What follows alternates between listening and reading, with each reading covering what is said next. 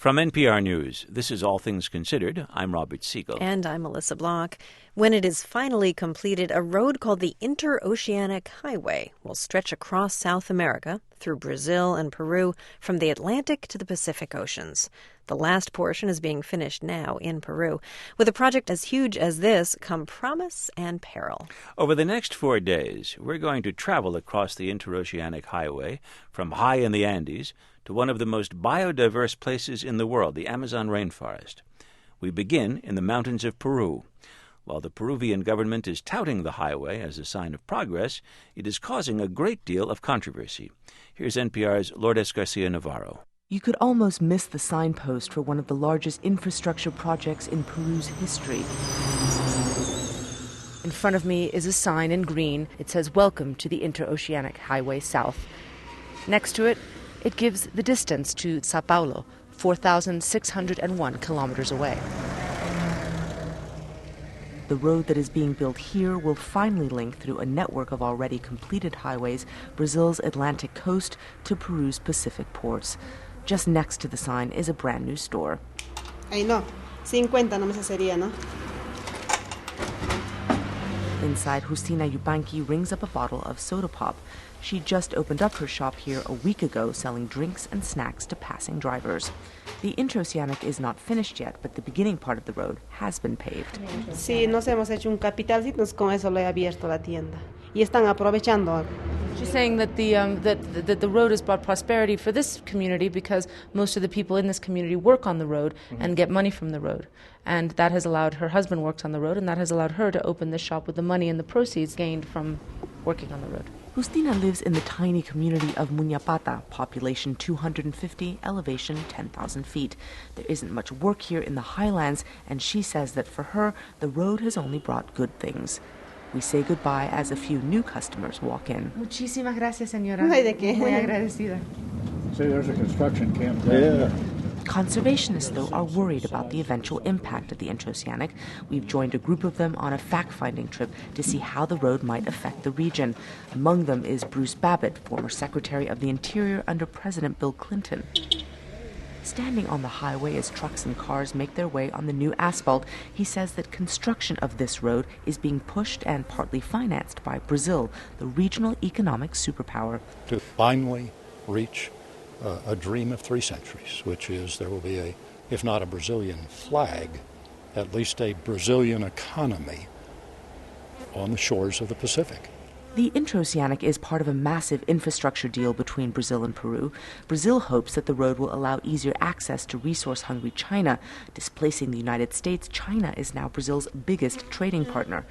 Along with this road and 2 others that are now being paved, linking the 2 countries, Peru has agreed to build and Brazil pay for 5 massive dams. They will be used almost exclusively to satisfy Brazil's growing energy needs. The concern, says Babbitt, is how these projects will impact the Peruvian Amazon, which the Interoceanic will cut through when it's finished. It's the greatest source of untrammeled biodiversity and wilderness, an extraordinary geological and cultural and reality on this whole planet. What's happened to the Brazilian Amazon is a cautionary tale. Brazil built its Trans-Amazonian Highway in the 1970s. The goal was to integrate the remote and poor Amazon region with the rest of the country. An unintentional consequence, it opened up large tracts of pristine jungle to exploitation by farmers, ranchers, and loggers, leading to almost unchecked deforestation. Babbitt and other environmentalists worry that the same might happen in Peru. You got a sense of the size of this operation. We move on down the highway. The road here traverses the dramatic scenery of the Andes, snow-capped peaks, deep ravines powdered with clouds. Most of the work in this area is already done, but as the road winds along, the dazzling scale of the engineering project still underway becomes visible. There are a string of massive camps housing thousands of workers lining the road. Crews with jackhammers are preparing the ground for paving. The roadworks never stop. This is a 24-hour operation that is literally carving the road into the brutal rock face of the Andes. The company that's overseeing all this is Odebrecht, an enormous Brazilian firm similar in scope to America's Halliburton. Bruce Babbitt. They are, in a sense, a partner of the Brazilian government, and at least in this area, I would say they're the lead partner in the geopolitical vision of Brazil's march to the Pacific. They're really the spearhead. Paulino Kapchka works for Odebrecht, overseeing one of the work crews. He tells us he's worked on many road projects, and from what he's seen, wherever roads go, prosperity for the communities who live along it follows. It's important to have this road for the development of our country in this region. It's an important route that will open up trade between Brazil and Peru. That remains to be seen. The economic benefit of trucking, say, soybeans all the way to a Peruvian Pacific port are far from obvious, and some along the road here are worried about the less than positive changes that the Interoceanic has already brought. In the town of 15,000, it rains all the time. Wags say the town was named after the 15,000 millimeters of precipitation it purportedly received one year. For most of its isolated existence, there wasn't much else that went on here, stuck as it is on the lower slopes of the Andes on the edge of the Amazon. In her beer warehouse, Rocio Ramirez sits in a plastic chair, watching the water sluice down the dirt road. Her slight 23-year-old frame is encased in shorts and an oversized white T-shirt. She says things are changing here. The price of everything has gone up because there are lots of new men living nearby and working on the road. I'm very worried. All these unknown people have arrived and there's been violence, men who are drunk, prostitution. She says her business has been good with all the new nightclubs that have opened, but... It's good for business, but I don't like what's happening here. We've seen a lot of young girls who've gotten pregnant, and we hear there are a lot of sexual diseases being passed around. Across the street, biologist Pedro Centero has his offices. He's worried about what this influx will mean to the nature in this area.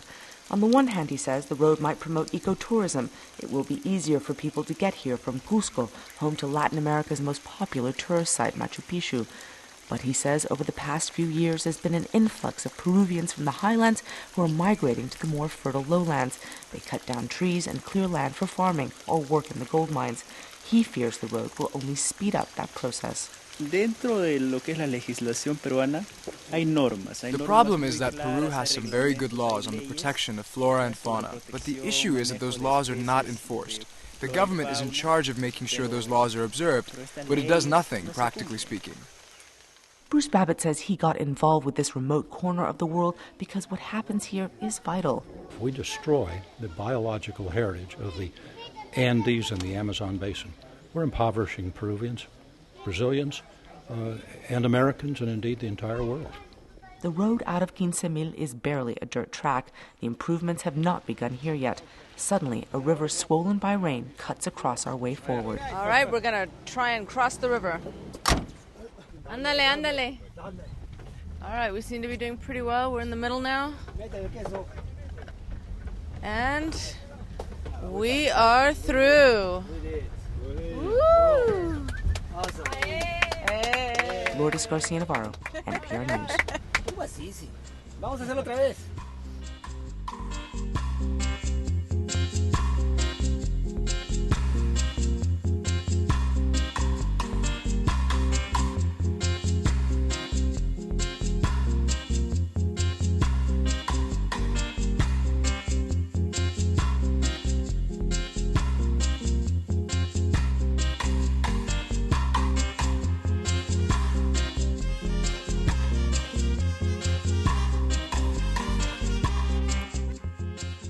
You're listening to All Things Considered from NPR News.